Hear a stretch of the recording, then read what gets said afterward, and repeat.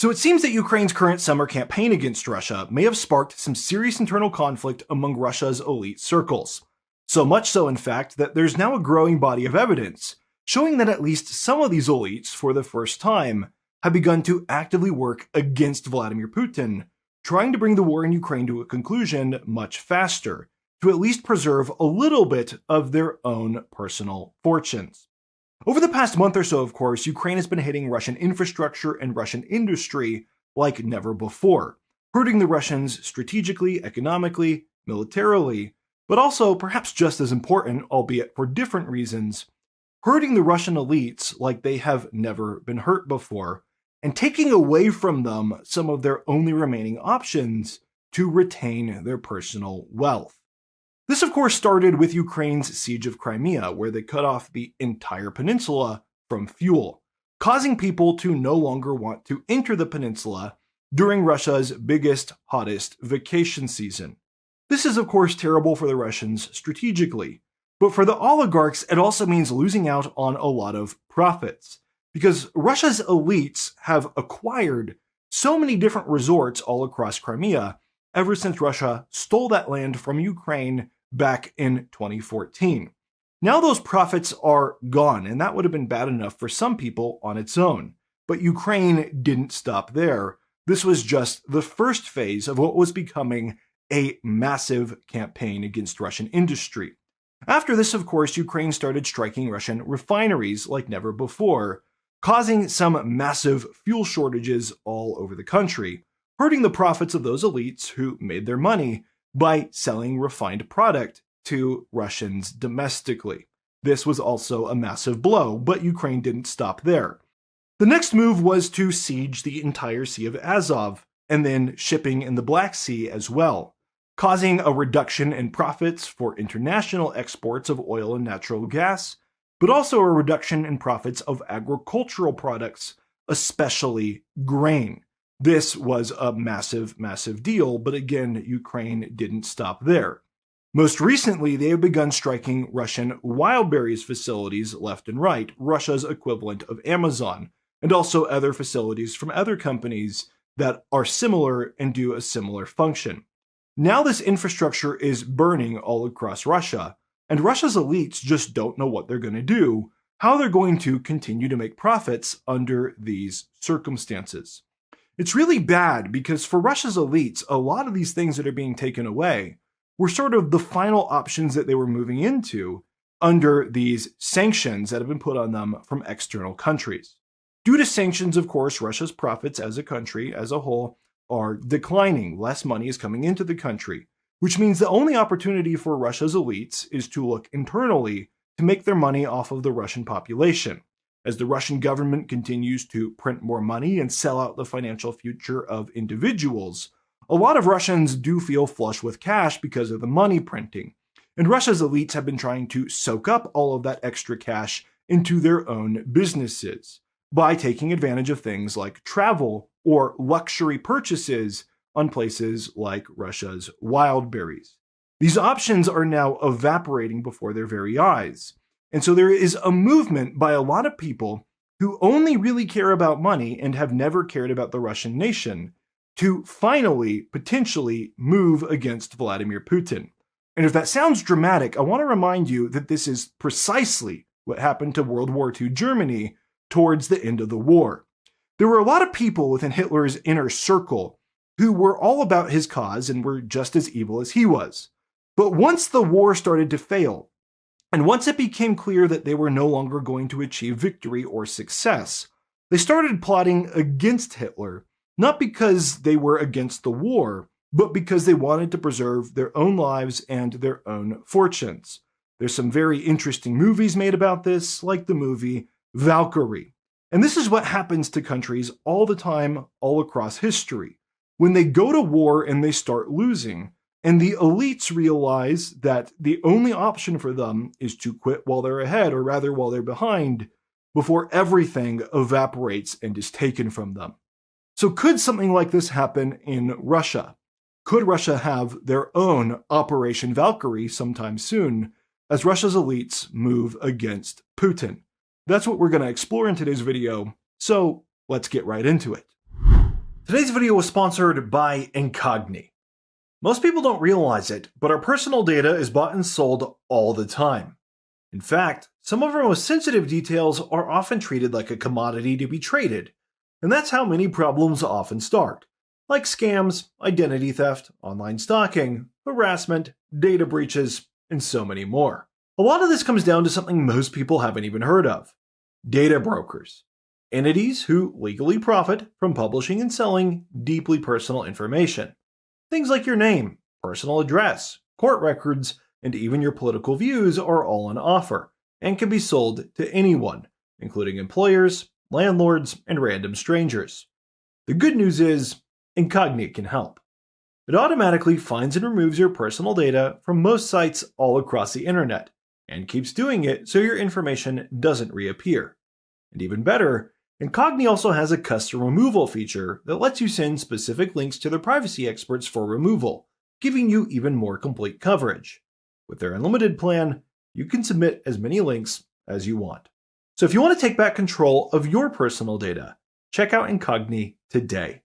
Just scan the QR code on screen or use my link at incogni.com/Warburg and use my code Warburg to get 60% off an annual plan. Incogni offers a risk-free 30-day money-back guarantee. So try it out, give it a shot, and get a full refund if you're not 100% satisfied. Again, that's incogni.com/Warburg, and use my code Warburg to get 60% off an annual plan. So for today's discussion, it's very important that I remind everybody here at the forefront that we'll be talking about the psychology and the motivations of a very particular group of people: Russian billionaires. People who almost by definition think about and approach their lives almost completely differently from nearly everybody else on the planet. For people like myself, and probably for the vast majority of people who would be watching this video, we cannot actually put ourselves in these people's shoes very easily when we think about life the way that we would normally think about life, because just frankly speaking, we don't think the same way that these people do. Most of the people we're talking about today, if a psychologist was to analyze them, would be defined as sociopaths at the very best. And we can see that from the way most of them acquired their power. These are people who don't care about other people, whether those people are above them or below them. They really only care about raw power, and that's how they arrived at their positions. Most of the people we're talking about today are the products of a very violent stage of Russian history, following the collapse of the Soviet Union, when there were essentially mafia wars all across the Russian Federation to decide who would acquire the power and who would hold the wealth. And the way that things leveled out to bring the guys that we have in power today, they leveled out that way, typically speaking, because these guys were cunning and they responded to power, again, above them and beneath them. They approach their lives in a particular way. Their goals are pretty clearly not primarily about national preservation, or even about the other people around them, but typically speaking, their goals are most encompassed by their own personal wealth. And how do I preserve my own safety and my own power? These aren't people who particularly care, for example, about Vladimir Putin. These are people who only respond to somebody like Vladimir Putin because they feel like, for them, that's the best path possible to retain their wealth and their lives. And there is a reason that across Russia, since the Russian Federation, was formed, and especially since the war in Ukraine started, we have seen Russian elites left and right fleeing the country, or falling out of windows, or finding their deaths and their fates in other ways. Because this is the Vladimir Putin approach to controlling this particular group of people. Vladimir Putin himself does not treat these people as trustworthy, and he does not treat them as loyal. He knows, though, that he can control them through certain levers and mechanisms.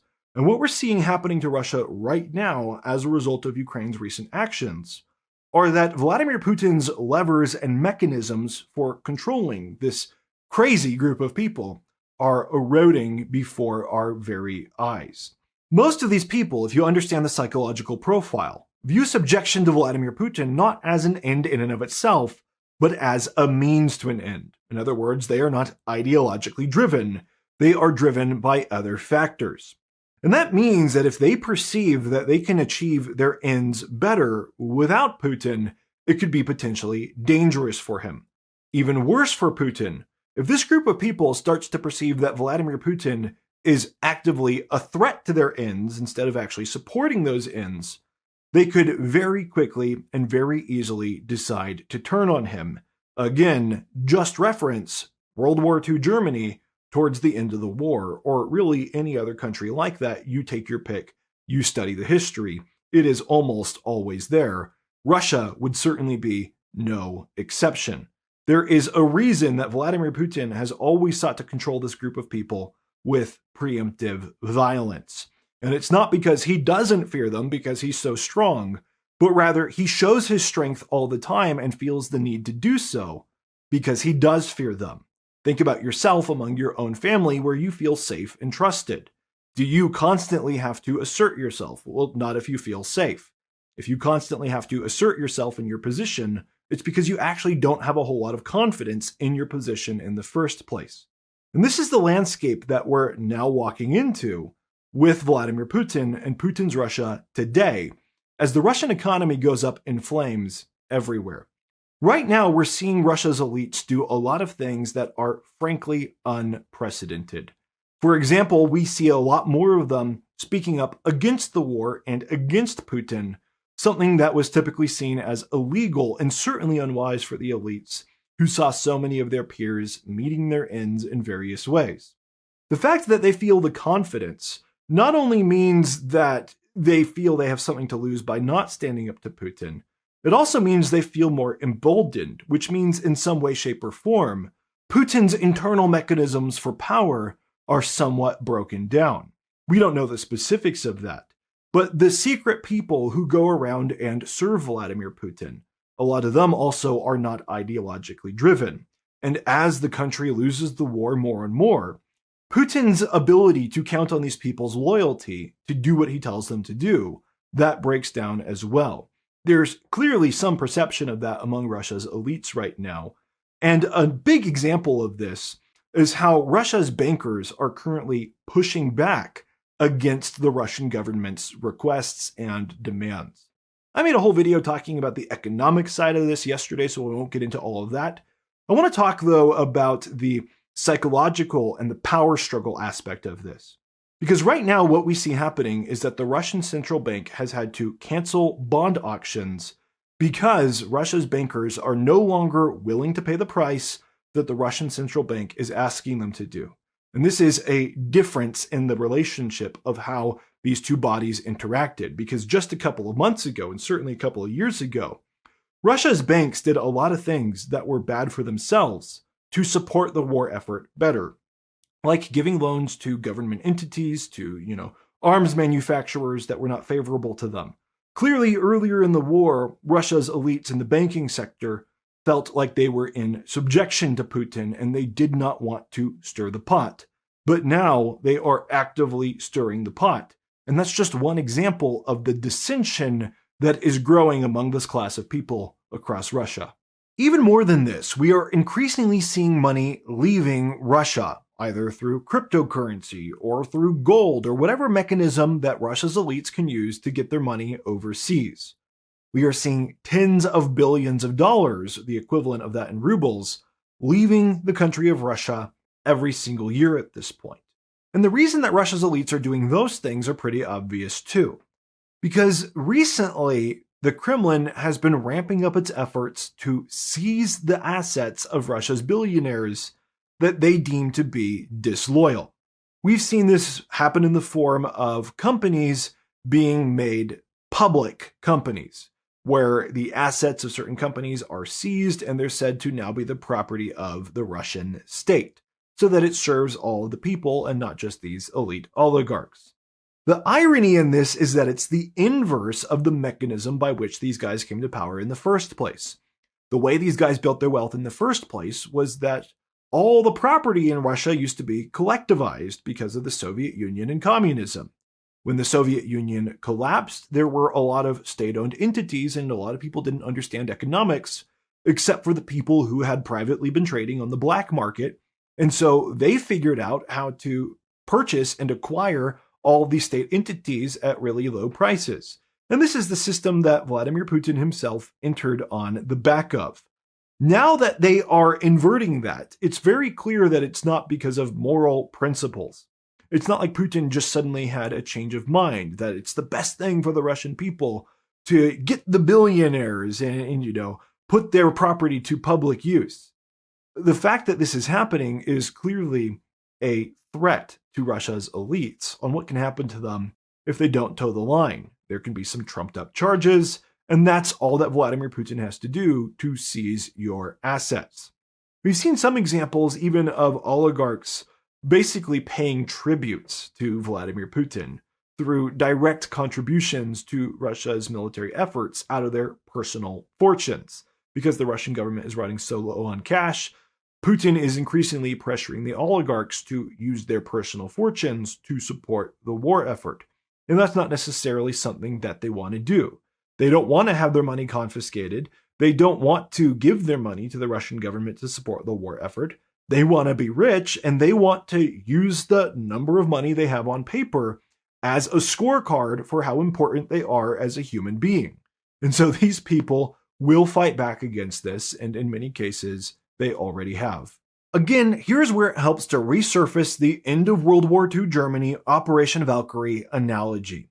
Because when we talk about things like this, it sounds impossible or extreme, and again, that's largely because we have a completely different psychological profile from the kinds of people who engage in these actions. But historically speaking, this type of thing isn't extreme. In fact, it's kind of expected, and it happens all the time, and clearly Putin himself expects it. And in World War II Germany, Operation Valkyrie, it was widespread.